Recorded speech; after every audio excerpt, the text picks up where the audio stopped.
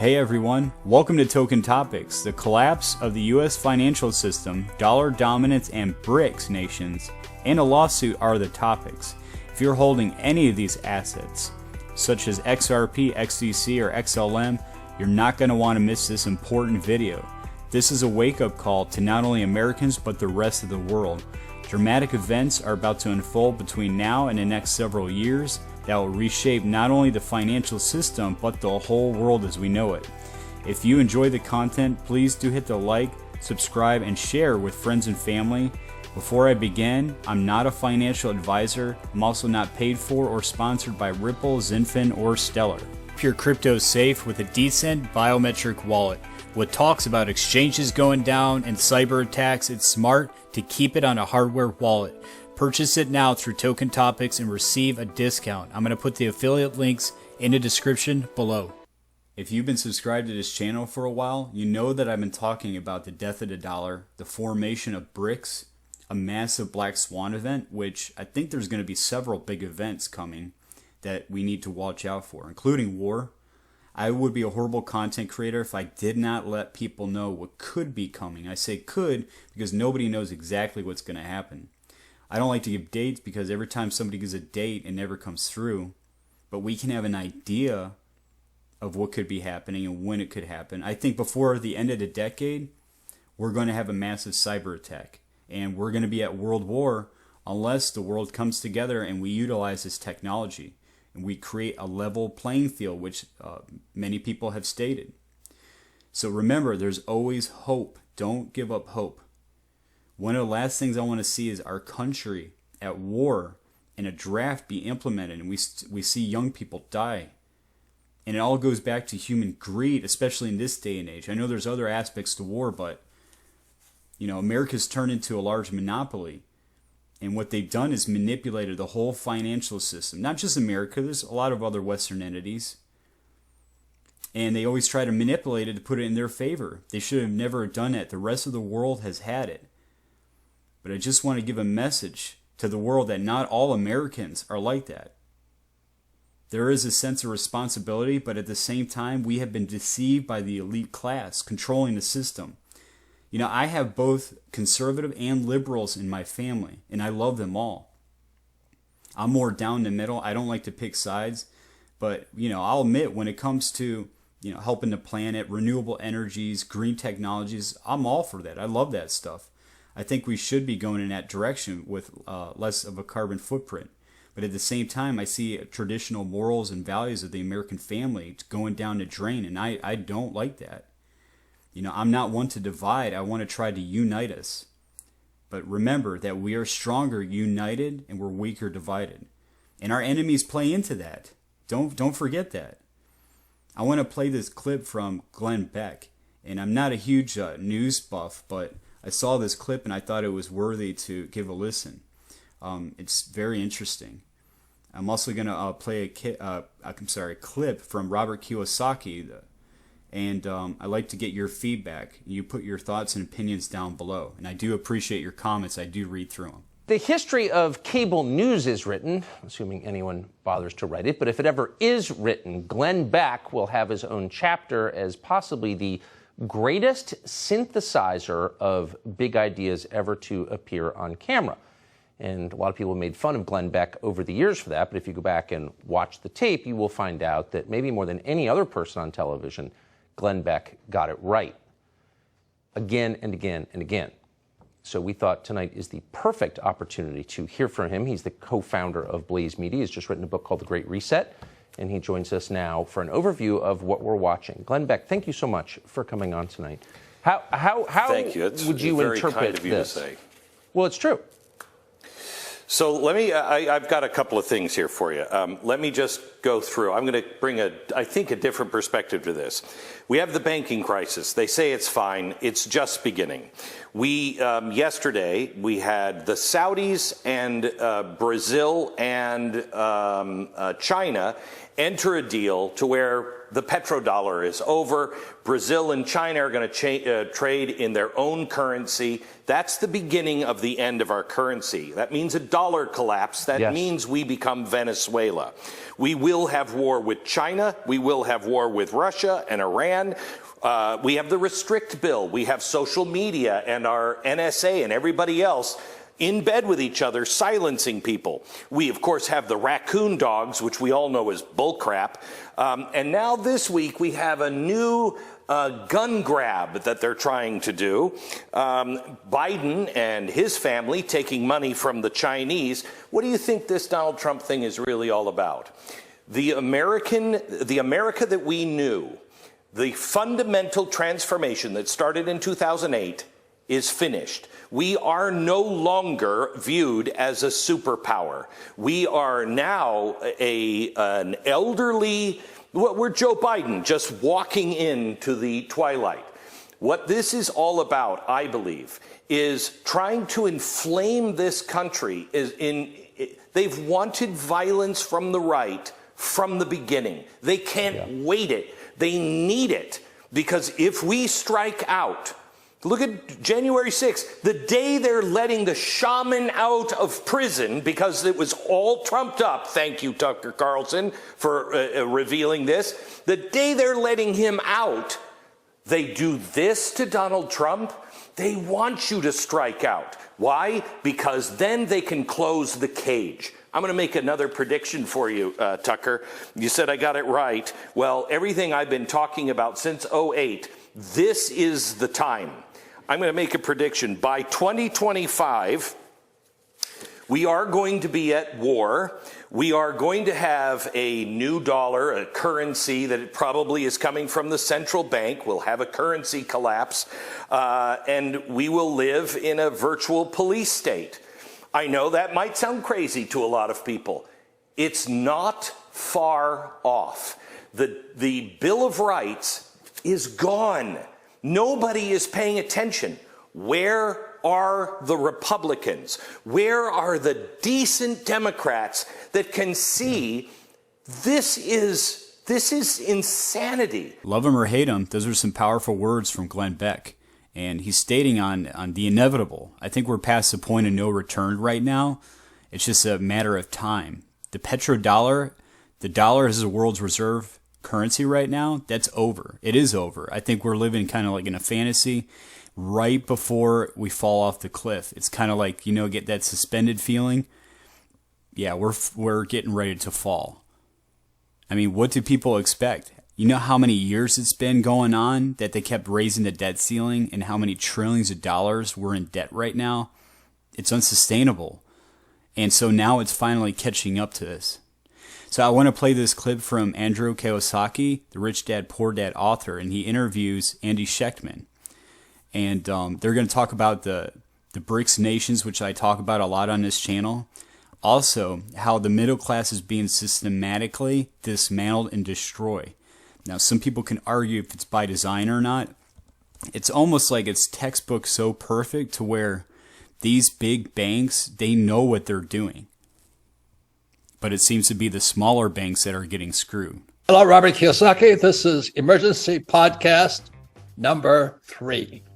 And I want to thank my friend Andy Schectman for bringing me personally up to speed, because I knew something was going wrong all these years. But I lost the macro. I didn't get the bigger picture of it. So this is the emergency broadcast number 3. Number 1 was Andy's warning about what Janet Yellen, who was the Secretary of Treasury, but she was also the head of the Federal Reserve Bank. So there's a little conflict of interest there. But how she was warning people, saying that Janet Yellen herself, the FDIC, and the Federal Reserve Bank will determine which banks survive and which ones die. So Andy called up. He says, we got to do emergency podcast number 1. Number 2 is, what does it mean when Japan and Mexico want to join the BRICS? And the BRICS stands for Brazil, Russia, India, China, South Africa, Saudi Arabia, and on and on and on. But if you have Japan and Mexico, who are possibly as close to us as Canada joining the opposing side. That's number 2, and I think is by far the best financial literacy video I've ever done. So that was number 2. So Andy will please watch that one. It goes in depth. And today is number 3, emergency podcast number 3. And emergency podcast number 3 is not for you who are paying attention. Emergency podcast number 3 is be careful for those who are not paying attention. In other words, we're about to go into what's called the Wile E. Coyote moment. Everybody's running along and says, oh, don't worry, the Fed's got my back, the economy's fine. I love this guy Biden, and America's the greatest, and the economy is safe. And when people crash, when this thing crashes, and it's coming soon, it's the people that are not prepared, the people who are not watching this emergency podcast number 3, haven't watched number 2 or number 1, are the ones you're going to have to be afraid of. Break it down. First of all, there's roughly 5,000 of these regional banks, and these banks, Robert, are responsible for roughly 70% of all the small business loans in the United States. And the small businesses have traditionally represented anywhere near 40% of GDP in this country. They are the backbone. These are the banks where you walk in and they say, hi, Robert, how's your family? How's your dad? How's your mom? How are your kids? I'll see you at the Little League game tonight. How's the new business going? And they make loans based upon relationships, not upon balance sheets and business plans. They are more of a piece of the community for all of middle America. And the majority of all the small businesses in this country have relied upon these banks because of a relationship. And where a business plan and a balance sheet may not stack up so well with one of the big 5 or 6 commercial banks, it works with the small regional banks. And so what she said was, when being interviewed and in a House subcommittee inquiry, the gentleman, the representative from Oklahoma, said, Madam Secretary, I just want to make sure we're on the same page here. You just bailed out Signature Bank, and you just bailed out the depositors at Silicon Valley Bank.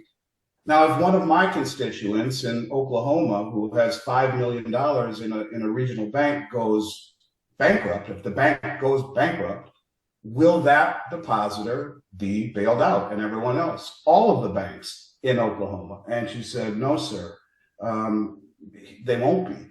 It will have to be determined by an uber majority, as she termed it, between the FOMC, which is the Federal Reserve, the FDIC, myself, and the president.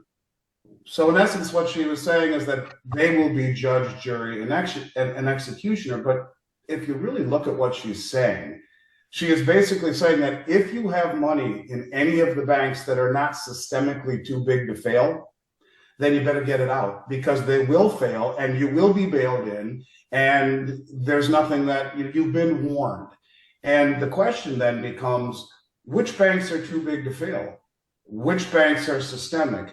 And when you have a small business or your life savings in a place where you thought it was safe and you never speculated to begin with, what's going to happen? Are you going to risk that to chance? And so she's lit a fuse under literally 5,000 banks in this country that have been the cornerstone of the small businesses and of middle America, forcing everyone into a handful of very large commercial banks.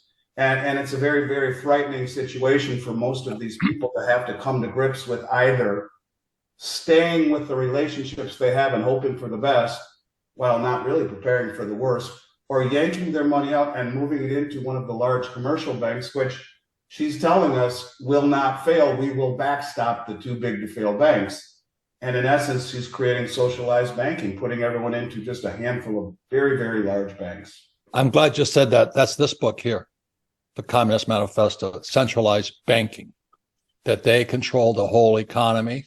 It's run by the academic elite, and you and I are screwed. So that's number one. It's emergency podcast number one. Please understand that. Question is your money safe? in a bank, or is it going to be stolen by the banks, called a bail-in? Right, correct. So, and I'll tell you, in the last 2 weeks, I have never experienced the level of anxiety and fear that I am feeling right now. It's almost like a vat of butter poured over my head, and it's just coating me with people's anxiety. The level of fear and anxiety, and it's awful. I mean, people are terrified right now, and they don't know where to turn. Some are turning to precious metals, and others are turning to short-term government treasuries, and others are moving to the big banks. But the amount of money being yanked out of these regional banks, which is going to have a domino effect, is extraordinary. And that's what we talked about in the first podcast. Podcast number 2, which is, I think, the best financial literacy podcast I've ever done with anything. And it's about what Japan and Mexico, if and when they join the BRICS, the Brazil, Russia, India, China, South Africa. And the reason I think that's probably the best I've ever done so far with Andy was its financial literacy. Do you speak the language of the banks? And that's the most important thing right now. Do you speak the same language the banks are speaking? So what was financial emergency podcast number 2? What's the significance of Japan and Mexico contemplating or already joining the BRICS? And so Mexico has formally applied. The rumor is Japan, Australia, and New Zealand are contemplating. If I had to sum it up, Robert, I guess I would say something to the extent that what it really symbolizes is that the United States and their actions have done more to destroy itself, in the past few years than any external enemy could have ever done, because we weaponize our source of power, which is the US dollar. And we have driven most of the world away from it as a result.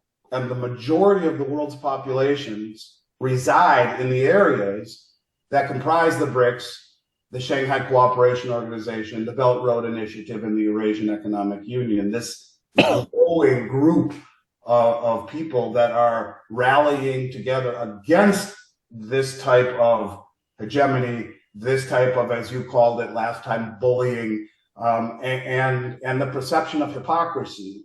And they are rallying away from the West. And really that's what it talks about, the ramifications of what really does that mean if we lose the petrol reserve status. And that's kind of what number 2 and number 3 talk about. Number 2 was it's happening. And I guess today we would talk about what happens when it does happen and what is it that is happening. America has been violating all of these laws of money for all these years, and the world says we've had enough of this. So they're joining the BRICS, Brazil, Russia, India, China, South Africa. And what Andy's pointing out, that means 70% of the world's population that used to use the dollar are going to take this and say, we don't want it anymore. And so there's going to be quadrillions of dollars coming back. And the ramifications of that are possibly, and I hope it doesn't happen, but it's called hyperinflation, that this thing goes to trash. This becomes toilet paper, this little dollar here. There's so much of it out there. And when 70% of the world's population says, we're not going to use this anymore, aloha, what does that mean to the world? I'll put the link to that video down below. Hopefully that gives you an idea of what it means if the dollar collapses. That's why it's very important to be prepared and to have your money in assets that you know are going to perform well. That's a pretty scary scenario to think about. 70% of these businesses are reliant on those banks, those middle-class banks. So if they go under, what would that do to the rest of America? Middle class would be destroyed. Hyperinflation takes root. Just to give somebody a perspective, imagine paying like $15, $20 for a loaf of bread, a gallon of milk, or a gallon of gas, if you can even get your hands on it. That's why he was stating that people tear each other apart. You know, this is why it's important to be prepared. And it's not, it's not conspiracy or anything like that. It's just that, hey, I see a train coming. I'm going to get off the tracks, or in being related to being prepared. You have to be prepared for these things. I really feel bad for those that are not holding any kind of digital asset, like a bridge asset, especially one that have utility, that would need to flow this money around. or even Bitcoin. You know, I don't talk about Bitcoin a whole lot, but even that's better than holding dollars. Now for the Ripple versus SEC lawsuit. I'm going to play a clip where Jeremy Hogan is going to speak on different scenarios that this could mean for the rest of the crypto industry, the crypto market, if there's a settlement, or if they plan to go to distance with this battle. Unlike other lawsuits between the SEC, Ripple actually has the gunpowder to continue this fight all the way. Right, so your initial statement is correct. A settlement, there's no appeal of a settlement, of course. The problem with the settlement is it has no effect on any other cases in the space, right? So if Ripple settles with the SEC, it has absolutely no effect on the SEC's next lawsuit against another crypto company. So in a sense, it's good for Ripple, but a settlement between the SEC and Ripple is bad for crypto. Correct. Because in the past, remember, every lawsuit that the SEC has brought in the past against these companies, no one has really been able to put up a fight. I mean, Library put up a fight, but they only had like $1 million to fight the SEC, which in the legal world is not a lot of money. Ripple's put $100 million into fighting the SEC. And the facts for Ripple are pretty good, better than for most crypto projects. So this is the case where the SEC could what they're doing could be put to an end with the Ripple case, because that will then be the end of the SEC being able to make some of these arguments they've been making in the past. So if Ripple settles, all of that money for the crypto space is wasted. Now, they would have to do what's in the best interest of the company, but at the same time, it's not going to have any effect as far as the other, as far as crypto in general. If the judge rules in Ripple's favor, I do not think the SEC is going to appeal. And the reason I say that is because there's no benefit to the SEC to appeal, because if the case then goes up to the Second Circuit in appellate court and the Second Circuit rules against the SEC, now that becomes binding precedent. And the SEC is screwed as far as any other lawsuits that they want to bring. So if I'm the SEC, and I'm 90% sure this is what they would do, and they lose, there won't be an appeal, because they don't want to mess up their whole agenda here in enforcing these regulations against the crypto space. So in my mind, the only way we get the Ripple test is if Ripple loses at the trial court level, appeals it up to the Second Circuit, because then Ripple will do it because they have the money and they have the incentive to do it. And they're going to want the Second Circuit to say, no, we're going to replace the Howey test with the Ripple test, and we're going to require an investment contract to actually have a contract. So that's how that would all work. Now, time-wise, we get the judge's decision, let's say in April or May. The Second Circuit wouldn't be hearing it till next year. And if it goes up to the U.S. Supreme Court from there to really replace the Howey test, we're talking 2 to 3 more years from there. Now, somebody just heard that and they're holding XDC and they're kind of worried if, Ripple and XRP get clearance, does that mean that they're going to go after? No. XinFin is outside U.S. jurisdiction. But Stellar, on the other hand, might face some trouble, but I'm not a legal expert, but the fact that they're nonprofit might have something that might be in their favor. But very similar to what's going on with Ripple, Stellar XLM, the Lumen, is very similar technology. The fact that they're already working with the United Nations and have establishment all over the world, just similar to how Ripple has a lot of big business around the world, I don't think they're going to be in trouble. I mean, if we want to get technical, a lot of this was planned for many, many years. Now we're going to hear some words from John Dean on how he believes that the Ripple case is about ready to end. People is that somewhere between March 6th and May 6th, we'll get the ruling. It could be today or it could be May 6th. All we can do is say, if you look at her previous cases, this is the general timeline for the summary judgment decision. If May 1st comes and she hasn't decided, I'll be surprised. Make sure that your moon boots are strapped on. Well, everybody, that's all I have for the video. Please put your thoughts and comments and opinions down below. I'm very interested in knowing what you're thinking. Do you think that the Ripple case is about ready to end? My personal opinion, we're about ready to see something out of it. Something has to give. It's already reached the end of the road. Whether it's going to continue all the way to the Supreme Court, at first I was really thinking that, but now, during the circumstances, these bank collapses that we're seeing and everything going on, the turbulence in the world, I don't think we can wait. So something hopefully is going to give. So again, put your thoughts and comments down below. I want to say thanks everybody for watching another edition of Token Topics.